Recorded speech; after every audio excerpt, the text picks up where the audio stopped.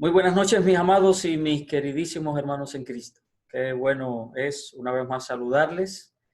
Qué bendición que otra vez estamos juntos de esta manera para seguir aprendiendo la palabra de Dios.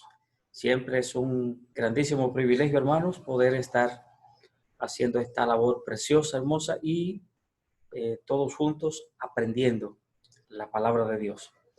De modo que, como siempre, hermanos, vamos a tomar nuestro momento de oración, nuestros minutos de oración.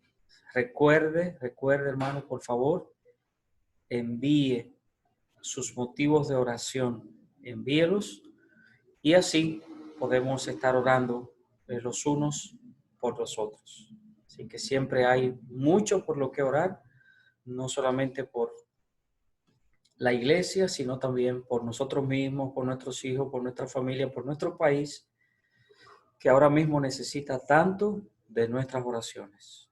De modo que vamos a estar este tiempo de oración y regresamos con el estudio de la palabra de Dios.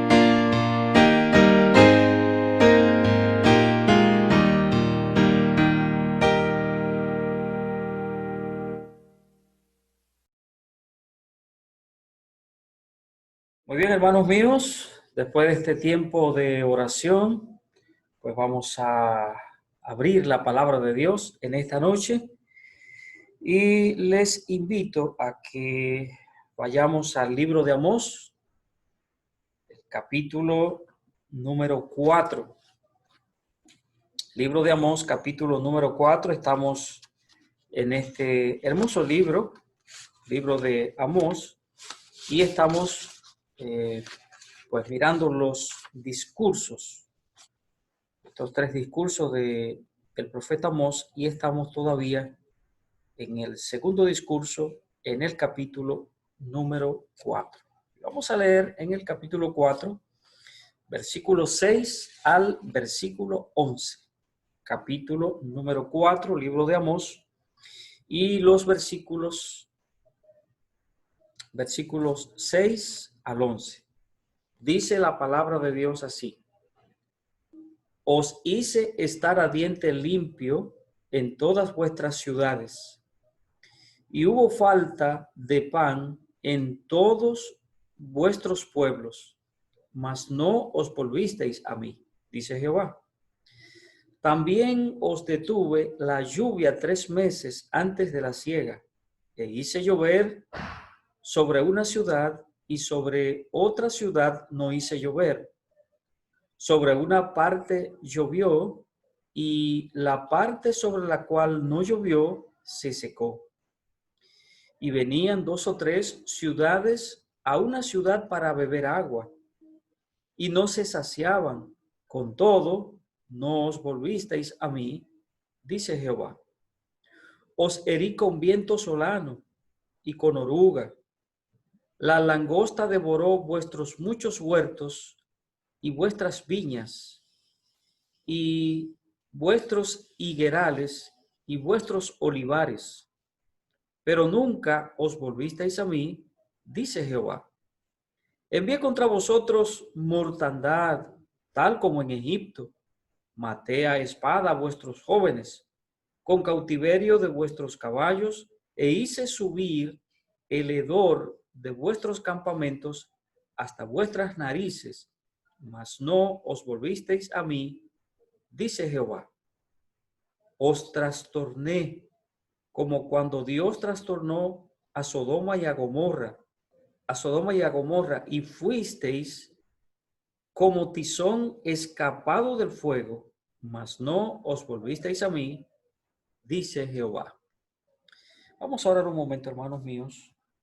Señor y buen Dios, en esta noche queremos, Señor, alabarte, darte las gracias una vez más después de este tiempo de oración, Señor, el poder venir a ti y clamar y suplicarte, Padre, para que tú nos guíes a través del estudio de tu palabra en esta noche. Oramos en el nombre de Cristo para que tu bendición sea con nosotros, Señor.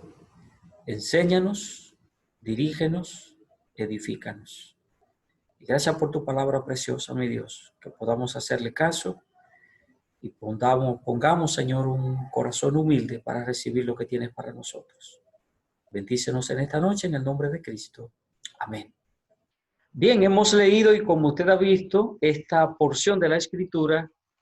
¿Y cuántas veces repite, si lo contó, cuántas veces repite aquí el profeta Amós que Dios hizo tantas cosas, y repite la expresión, y no os volvisteis a mí, dice Jehová? Es decir, que el pueblo de Israel había caído en una situación de rebeldía delante de Dios, había caído en una situación de lejanía, de terquedad, de tosudez delante de Dios, que no le hacía caso a Dios independientemente de lo que Dios trajera y provocara, no le hacía caso a Dios. Y mira, hermano, no es que uno quiera espiritualizar todo, porque en la palabra de Dios uno, cuando la lee, debe ser objetivo y sujetarse estrictamente a lo que Dios dice en su palabra. Y sujetarnos, como hemos aprendido, al contexto de lo que Dios está diciendo. Sin embargo, también usted sabe que hay una parte de aplicación que Dios siempre va a querer que nosotros oigamos. Y aquí, hermanos, es una lección que usted y yo debemos aprender. Aprenderla, definitivamente. Cuando Dios llama una vez y dos veces y tres veces, pienso que debiéramos alertar nuestros sentidos espirituales si no están conectados. Conectarlos para darnos cuenta que Dios está diciendo algo, que Dios está por traer algo y Dios lo está diciendo. De alguna manera Dios lo está diciendo. A veces de una manera tan directa y otras veces de una manera no tan directa. Pero sí Dios lo hará saber de todos modos. ¿Sí? Si usted tiene en su casa, por ejemplo, usted tiene una silla y tiene una pata que se quebró, pero usted medio se la enderezó y se puede sentar. Está medio cojita, pero usted se sienta. En una ocasión usted se sentó y la pata de la silla como que medio se torció porque ya está quebrada, está quebradiza. Y usted se paró y volvió y le dio una arregladita y le dio una ajustadita, no le puso ningún tornillo, no le puso nada, no la cambió. Y usted la deja ahí y la próxima vez que se va a sentar, cae estrepitosamente al suelo. Y probablemente hasta se fracture un hueso, se dé un golpe significativo. ¿Por qué razón? ¿Fue que por qué Dios permitió que usted se cayera? ¿Cómo es que Dios no hizo algo para que usted no se cayera y por ejemplo, se lesionara un tobillo, si así fue, para decir algo definido? ¿Cómo es que Dios no tuvo cuidado de usted? Oh, pero Dios tuvo cuidado, mire, 3 veces. Ya, 3 veces. Se quebró la pata. ¿Qué tiene que hacer? Ya eso se quebró, eso de madera ya, o usted lo remienda bien remendado, o lo quita y pone otra nueva. Pero no la deje ahí porque usted se va a caer, u otra persona que venga a la casa, que no sabe que la pata de la silla está rota, se va a sentar ahí y va a caer. Entonces, le pongo este ejemplo tan simple y tan sencillo porque es una manera de decirle cómo Dios tantas veces nos da avisos de las situaciones de nuestra vida, pero somos tan torpes y tan tontos que no nos damos cuenta.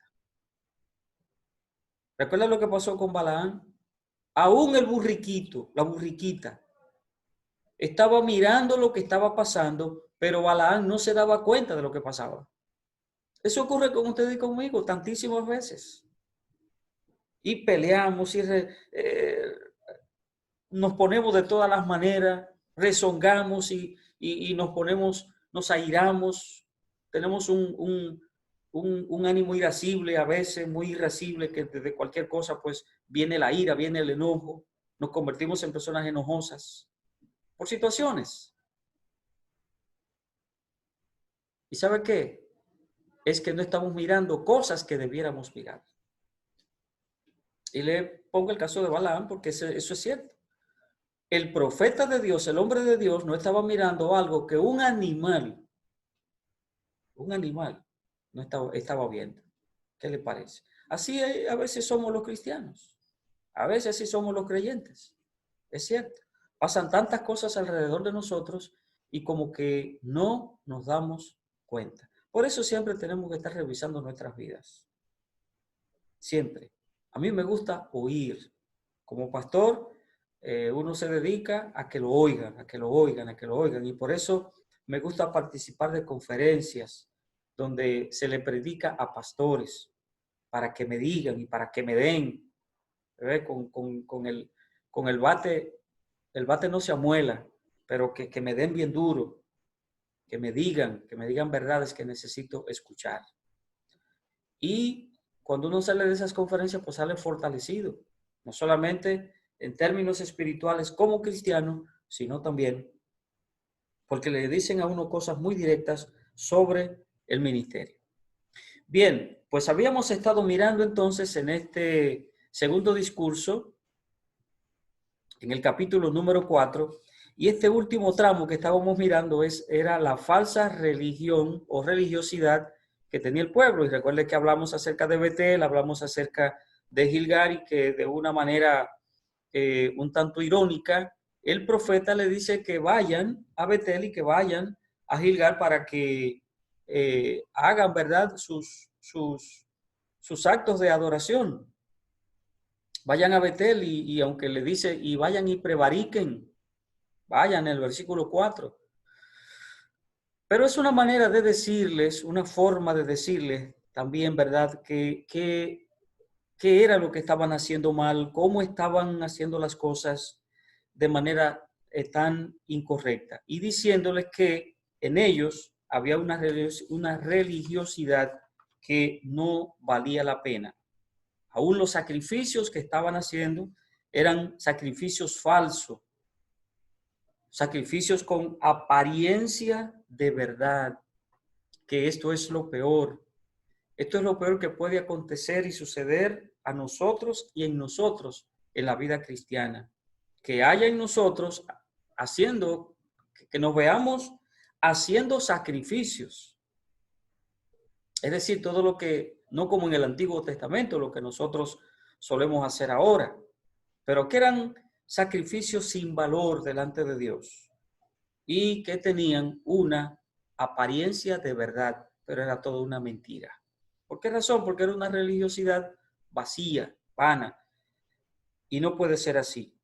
Quedamos entonces en la segunda parte, versículos 6 al 11 de la parte que leímos hoy, y en esta porción hay muchas cosas que son dignas de mención.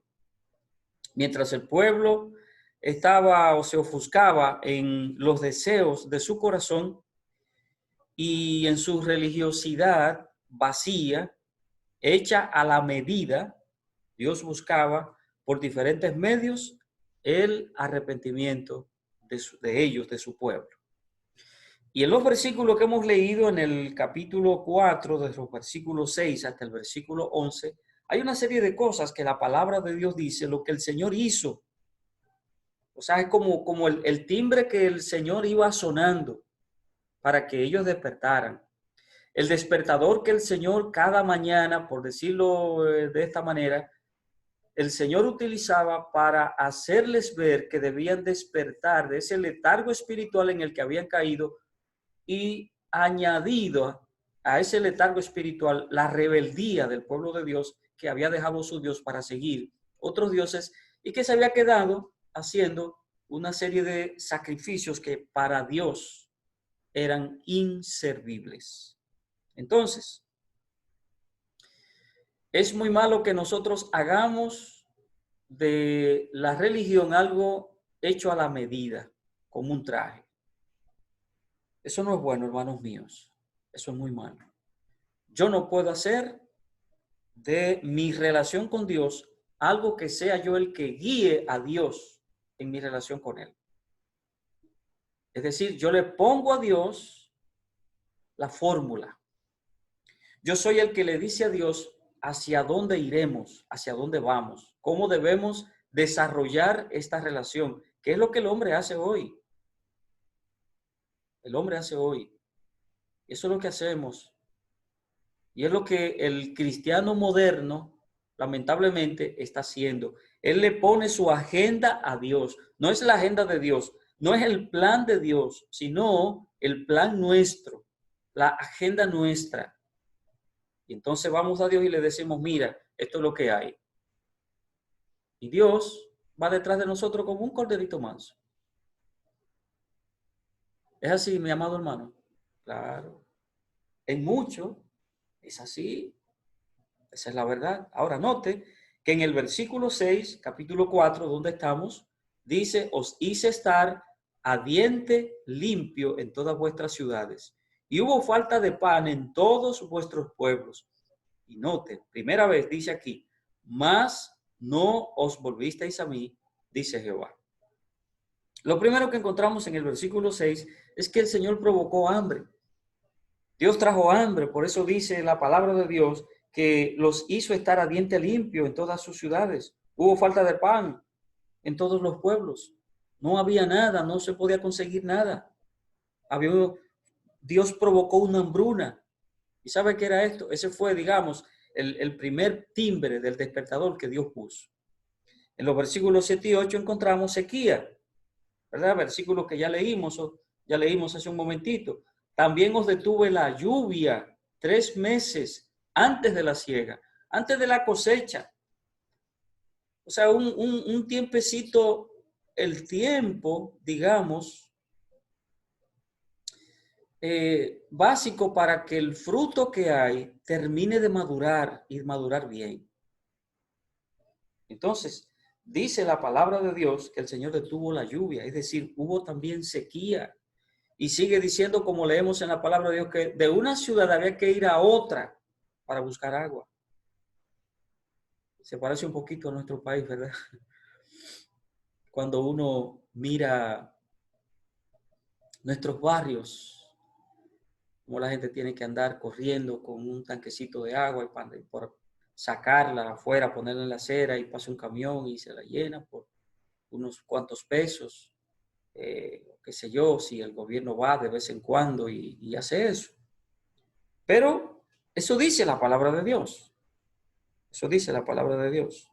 En el versículo 9 dice la palabra de Dios también que las cosechas se perdieron. Verso 9. Os herí con viento solano y con oruga. La langosta devoró vuestros huertos y vuestras viñas, y vuestros higuerales y vuestros olivares. Este fue otro sonido de despertador que el Señor trajo.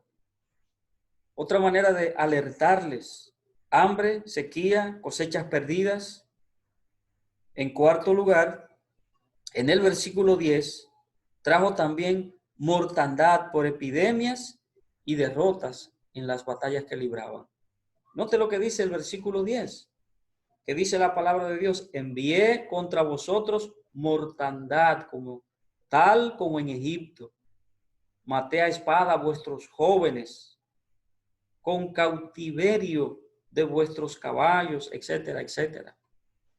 Es decir, sí hubo mortandad por epidemias, pero también por las batallas. No podía salir Israel a pelear contra los enemigos porque quedaban muertos en el campo. Cuando estaban acostumbrados a que Dios les diera siempre la victoria. Y en quinto lugar, en el versículo 11, entonces encontramos a la nación a punto de ser destruida.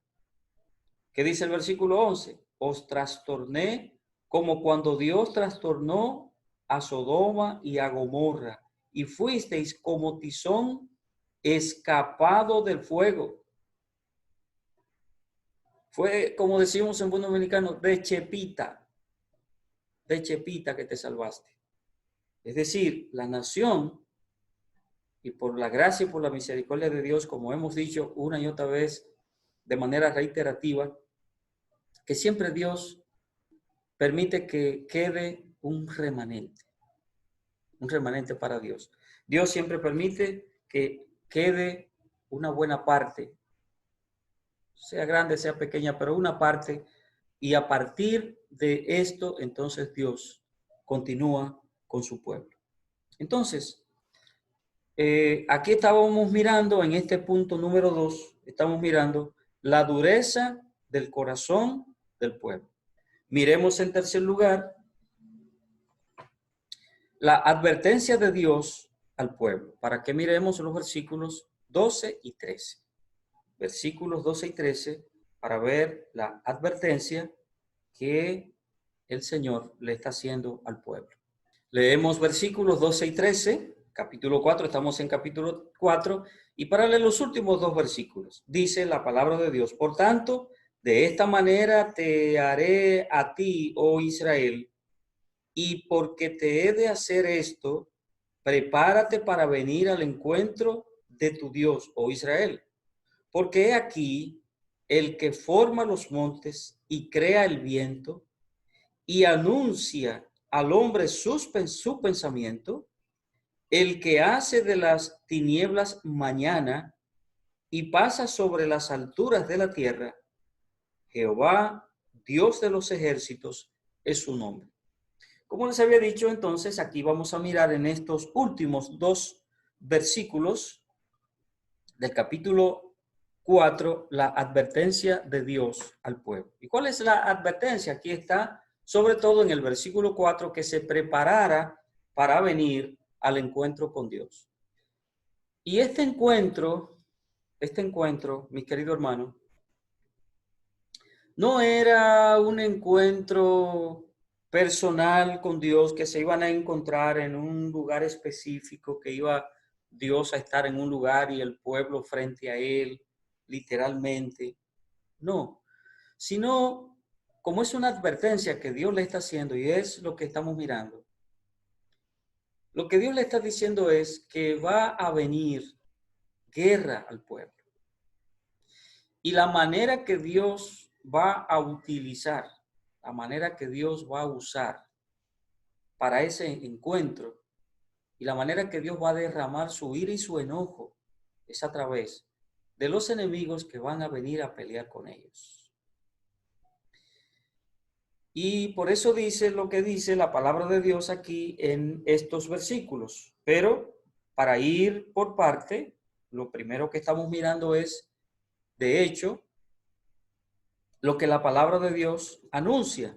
O sea, este encuentro con Dios y de qué manera, ¿verdad? El hecho de sufrir los rigores de los enemigos en batalla, y que Dios allí era como si Dios se retirara.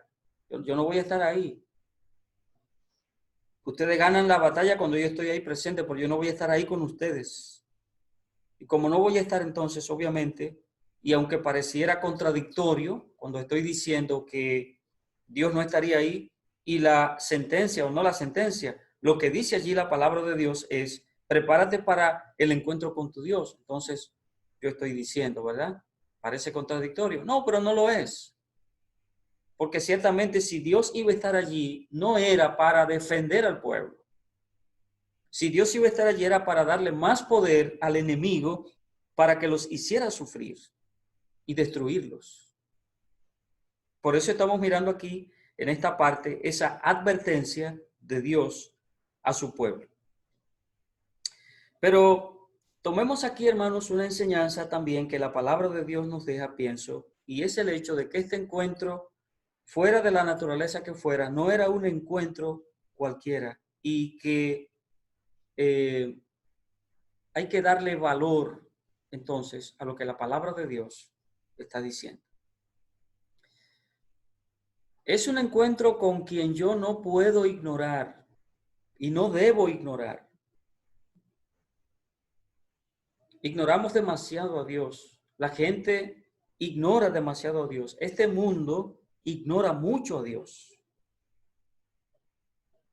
La palabra de Dios dice que el Señor es el creador y es el gobernador de todo. Es el creador y es el gobernador de todo lo que ha sido creado, porque Él lo creó. Entonces, ese encuentro no era con cualquiera, era con Dios. Pero también Israel se iba a encontrar con el que le dio forma a la nación. Israel se iba a encontrar con quien lo formó. Se iba a encontrar con quien le dio mandamientos. El pueblo de Israel era el pueblo que podía servir de ejemplo para las otras naciones. Era una referencia de lo que significaba una nación organizada, con legislación. Eso era Israel. ¿Y sabe quién hizo todo eso? Dios. Dios creó a su pueblo, Dios lo organizó, Dios le puso sus reglas, Dios le puso sus normas, dividió hasta la tierra en términos geográficos, ¿verdad? Para decirlo así, y le dio a cada tribu, le puso en un sitio específico. Es decir, Dios organizó todo, hermanos míos. De tal manera que el pueblo de Israel no se iba a encontrar aquí con cualquiera si fuera de esta manera como lo estamos diciendo. No, se iba a encontrar con alguien que no es como usted y yo. Ahora, hay algunas enseñanzas prácticas, hermanos, que quisiera que sacáramos de aquí, de estos versículos que acabamos de ver. En primer lugar, la relación con Dios de muchos de nosotros, de muchísimos cristianos, es muy lejana, es muy fría, es casi imperceptible, porque creemos que Dios es como cualquier persona. Recuerden que lo que está haciendo Amós, en estos discursos es, de una y de otra manera, es llamando al pueblo a que se acerque. Pero no solamente es el hecho de que en el caso de nosotros o de muchos cristianos, tenemos una relación muy pobre con nuestro Dios. Es una lección práctica que podemos sacar. Pero hay una segunda lección práctica que también debiéramos tomar en cuenta. Y es que debemos tomar más en serio los mandatos de Dios, someternos a su voluntad y no oírnos tanto a nosotros mismos. Debemos tomar más en serio los mandatos de Dios, someternos más a su voluntad. Hace un momentito que le decía, hermanos, que nosotros creemos que pudiéramos como hacerle la agenda a Dios en la relación nuestra. Y usted y yo no podemos hacerle agenda a Dios, hermanos. Dios nos dejó su agenda, mire, en su palabra. Dios la dejó. Y lo único que tenemos que hacer es obedecer lo que Dios dice en su palabra. Esa es la agenda de Dios para usted y para mí. Pero resulta, hermanos míos, que hay tantísimos creyentes, hermanos, que la palabra de Dios como que en casa solamente está de adorno, de adorno.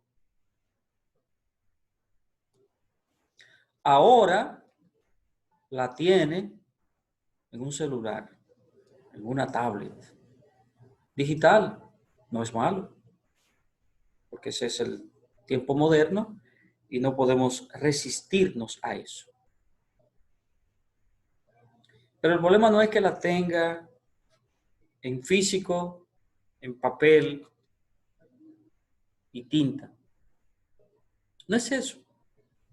O que la tenga en un celular o como sea, en un programa o qué sé yo, en fin. El asunto es que tengamos ese contacto con la palabra de Dios. Hablaba la semana pasada con un hermano en Cristo que vive en Miami y hablamos todas las semanas, un hermano en Cristo. Mañana creo que hablaremos. Y él tiene que estar mucho en la calle y a veces tiene que ir de un lugar a otro, que la distancia es 1 hora y media, 2 horas. Y él me dice, a veces yo no tengo tanto tiempo, hermano, para leer la palabra de Dios por el trabajo, mucho trabajo, mucho trajineo de allá para acá, de aquí para allá. Entonces, lo que hago es que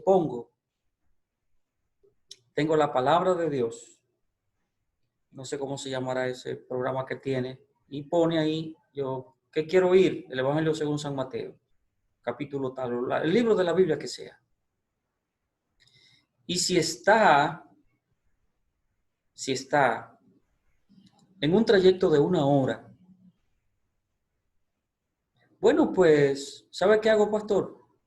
Pongo esto, me dedico a oír la palabra de Dios en el camino, porque no puedo ponerme a leer nada.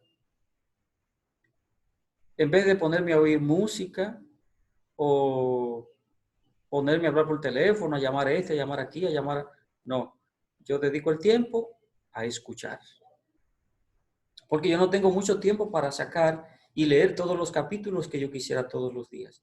Entonces, por lo menos los oigo así. Cuando llego a mi casa y tengo un tiempecito, pues me siento, porque obviamente no es lo mismo solamente escuchar una lectura que uno leerla, hacer no sus acotaciones, ¿verdad? Pero sí sus anotaciones. Hay un versículo que me llama mucho la atención, hay una cita bíblica, qué sé yo, hay una enseñanza, subrayo aquí, coloreo aquí, esto, qué sé yo, alguna lección para mi vida. No es lo mismo, por supuesto. Pero hay una tercera cosa también que encontramos. Hay una tercera enseñanza que creo que es de mucho valor.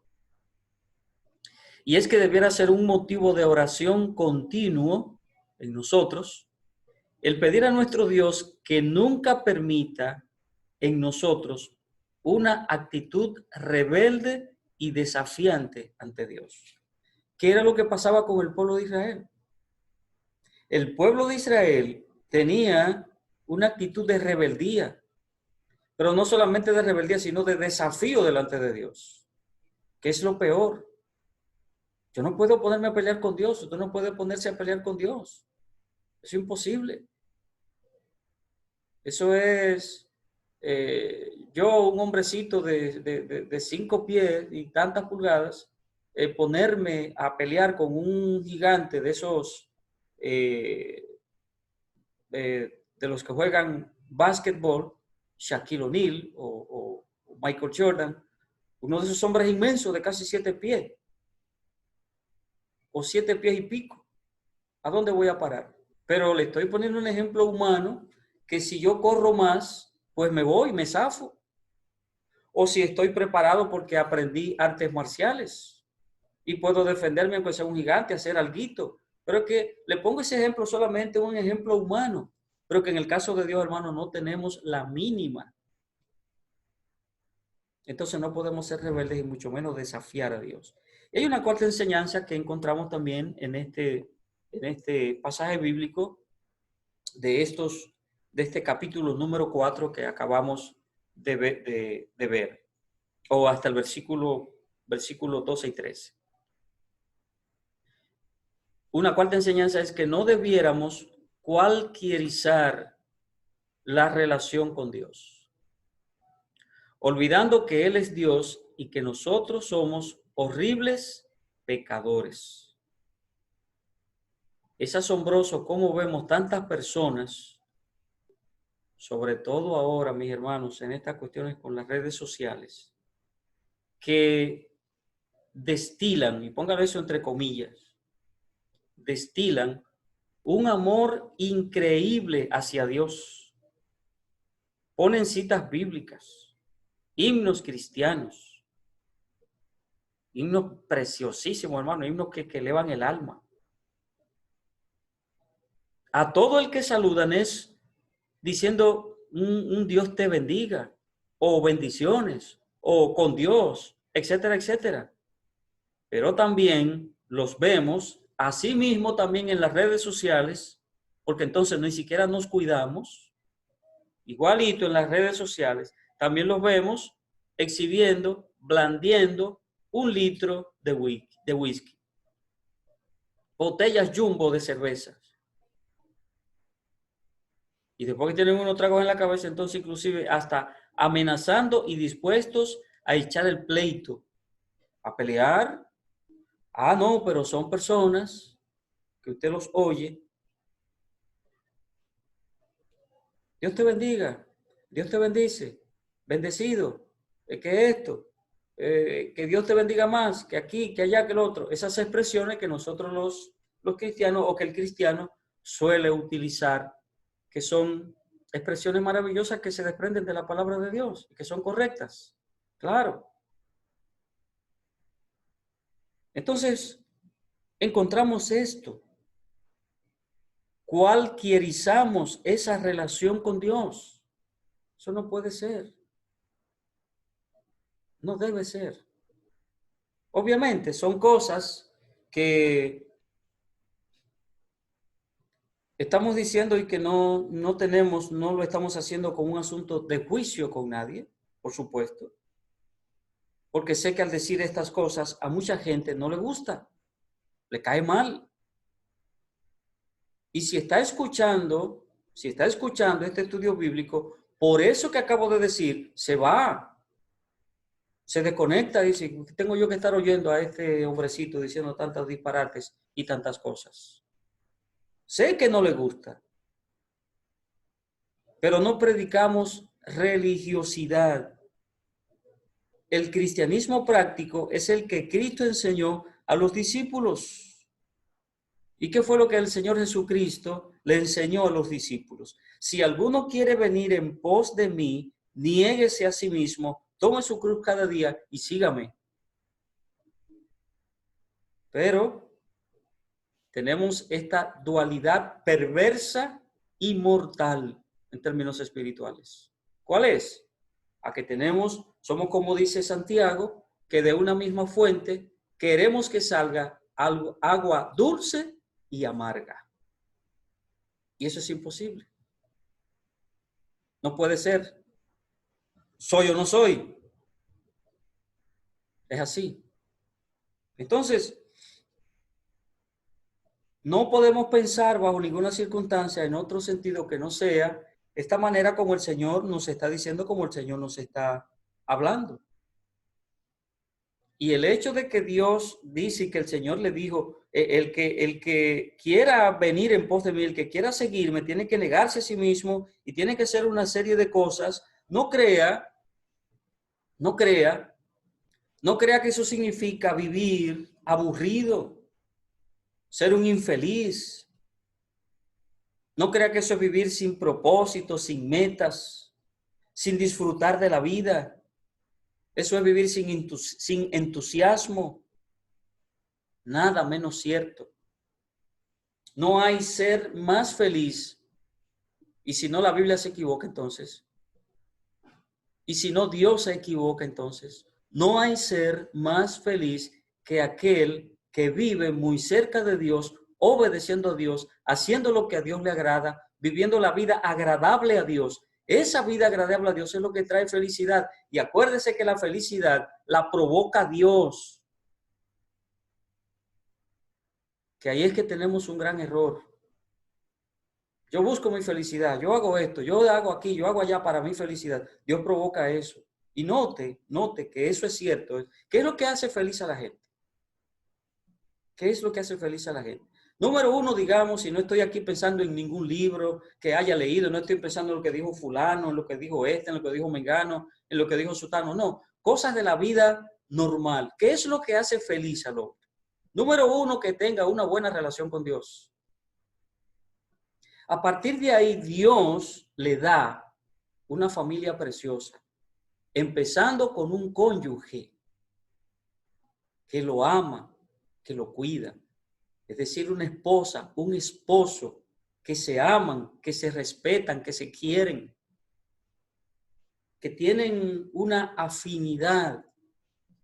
¿Y sabe quién provoca eso? Dios, que tiene hijos que les obedecen, hijos que son buenos, hijos que no andan dando tormentos, hijos que se ajustan. ¿Quién provoca eso? Dios.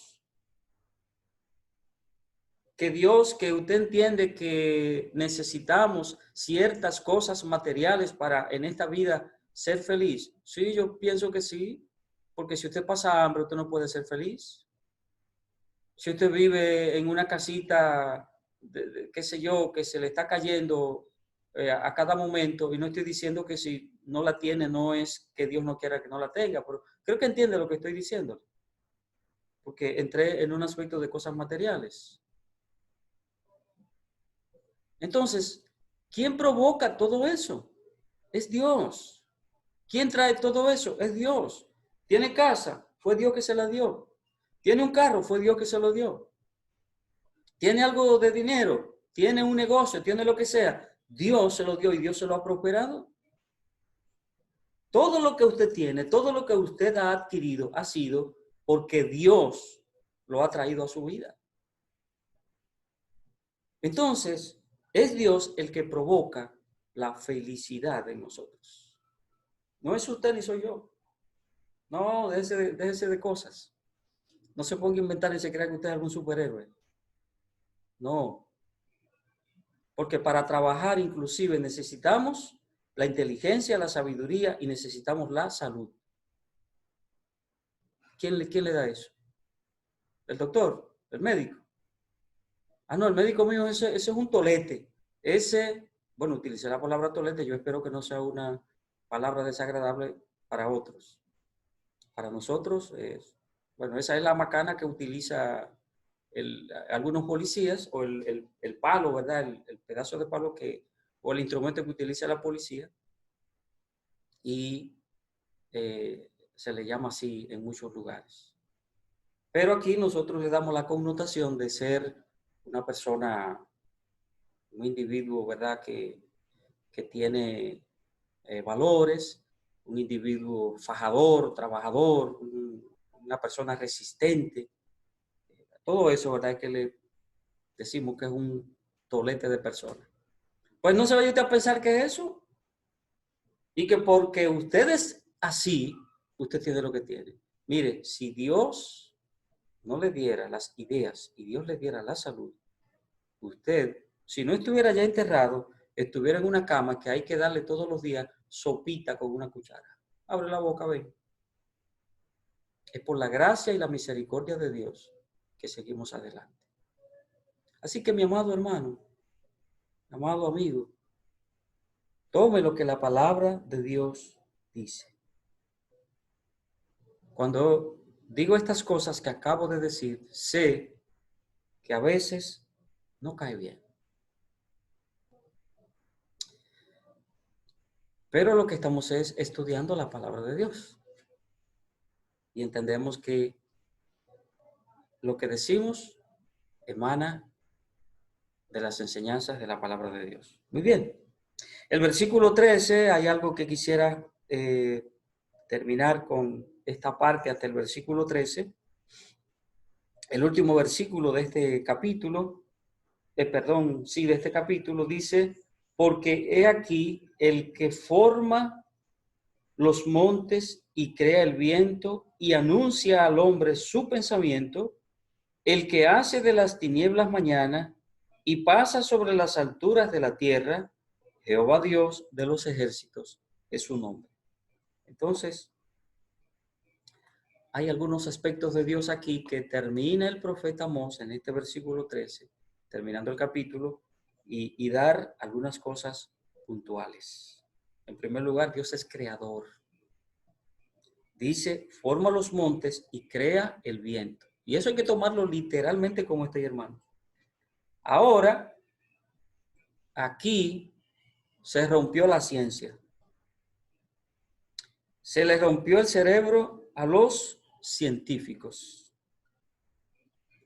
Forma los montes y dice que crea el viento. ¿Y cómo? No sé. Porque Dios es el creador. Pero dice también, en segundo lugar, que Él es omnisciente. Y encontramos en el versículo que dice que Él le anuncia al hombre su pensamiento. Yo te conozco. Yo sé lo que estás pensando. Sé lo que está pasando por tu mente. Te lo puedo leer. ¿Quieres que te lo lea? Yo te puedo decir lo que está pasando ahora mismo por tu mente. Porque Dios sabe todo. Todo. Es omnisciente. Y número 3, Dios controla los tiempos. Por eso dice la palabra de Dios, el que hace de las tinieblas mañana. Sí, controla los tiempos. Porque todo está en las manos de Dios. Estamos entonces, como habíamos anunciado, leyendo los capítulos, estudiando los capítulos 3 al 6 y mirando estos 3 discursos del profeta Amós. Ya miramos el primer discurso en el capítulo 3 y hemos finalizado en esta, hace un ratito, lo que terminamos de decir, de ver el segundo discurso en el capítulo número 4. Vamos a entrar entonces en los capítulos 5 y 6 para ver este tercer discurso. De modo que vamos a ocupar entonces capítulos 5 y 6 para terminar este segundo punto grande, ¿verdad? Segundo punto grande de los discursos del profeta Amós. Entonces, recuerde que habíamos visto en los primeros 2 capítulos, lo que miramos fueron esos 8 juicios de Dios sobre Israel y sobre sus vecinos.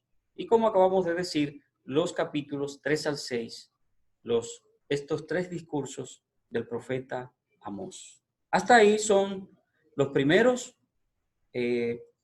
4 capítulos y nos resta ahora ver 3 al 6, 5 y 6 para ver el último discurso de el profeta Amós para cubrir estos 2 capítulos con este discurso.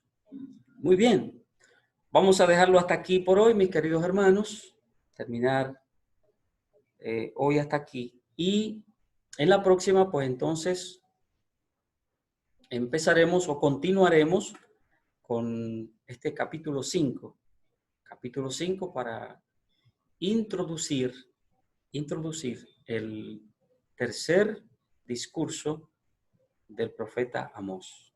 Así que deseo, hermanos míos, que Dios les bendiga a todos, Dios les esté acompañando, Dios les esté proveyendo en todo, Dios les guarde, Dios les cuide. Cuidémonos, hermanos, en esta situación de pandemia, cuídese, pero sobre todo pida a Dios,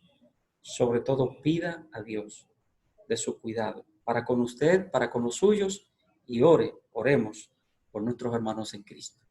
El domingo nos miramos y de manera presencial, si Dios lo permite, a las 9 de la mañana, primer culto, recuerden, y segundo culto a las 11 de la mañana. A las 11 de la mañana. Así que, ya saben, hermanos míos, un gran deseo de verlos otra vez el domingo que viene. Dios les guarde y Dios les bendiga a todos.